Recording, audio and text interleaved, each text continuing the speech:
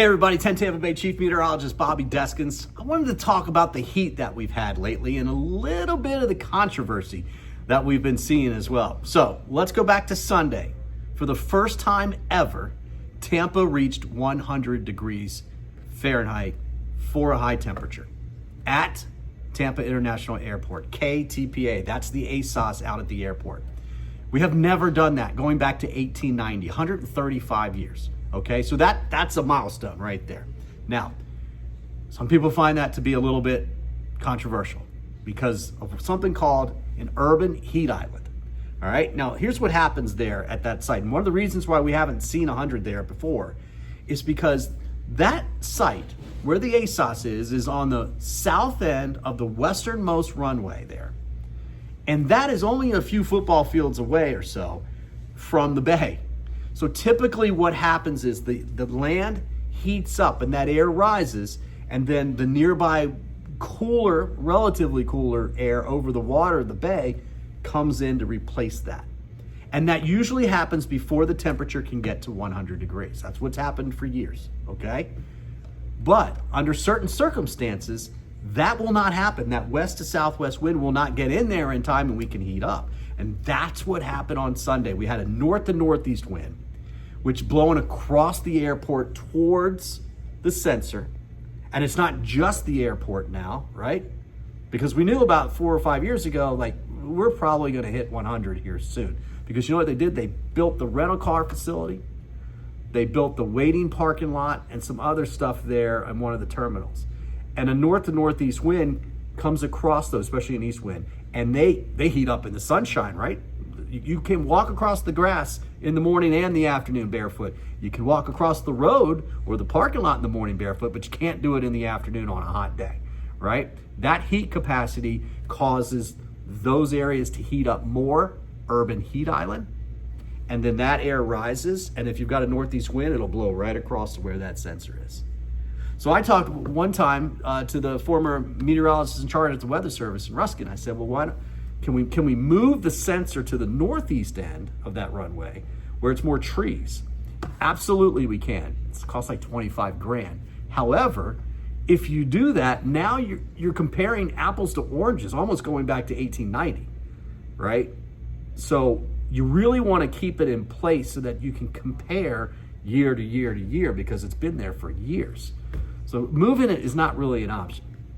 And he also said, you know, I argued with the urban heat island. Look, 3 degrees warming in 30 years or something here in Tampa, but not all of that is climate change. And he said, yeah, no, not all of that is climate change, but a good chunk of it is, and some of it isn't. Some of it is that urban heat island effect, okay? So where does the difference matter? And I think that's where the controversy comes in, because he would say, it is what it is, right? It feels like 100 degrees at that sensor. Well, to the sensor, not to us. Feels like temperature, we'll talk about that, was even higher.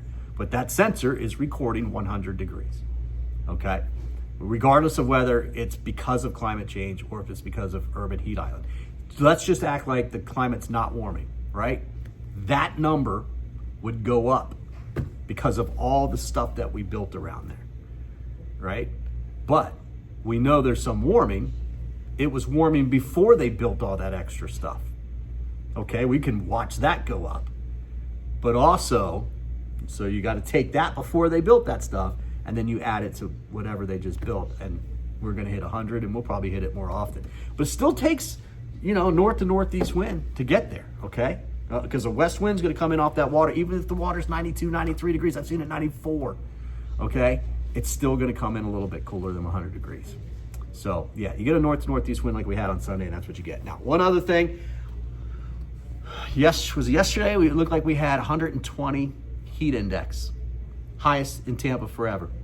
But it looks like they edited that at the Weather Service, and basically it ended up being 118. Today, we got to 119, and they edited that, and that one's going to stand. So we had the hottest heat index value in Tampa, unofficial records going back to the 1940s.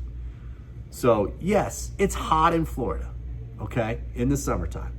But yes, this is much hotter than what it normally is, all right? Record highs were all 97 degrees. We didn't even get there for the most part with Tampa. We did the other day, obviously, with 100, of course. Record lows in the morning, they were about 80, 81 degrees. We were 84 the other morning, 82 this morning. Record low, or tied the record this morning of 82, so back in 2022, well, at least last time we hit it. So this is very warm air mass. Big time heat dome across, not only here in the southeast of Florida, of course, but even the eastern United States. This is a huge one. Not the hottest probably that we've seen, but you know, for Tampa to get 100 degrees, that's saying something. Okay, guys, let me know what you think. I know it's kind of controversial. I've seen a lot of argument online. You know, look, I'm not happy that it happened, but nothing I can do about it.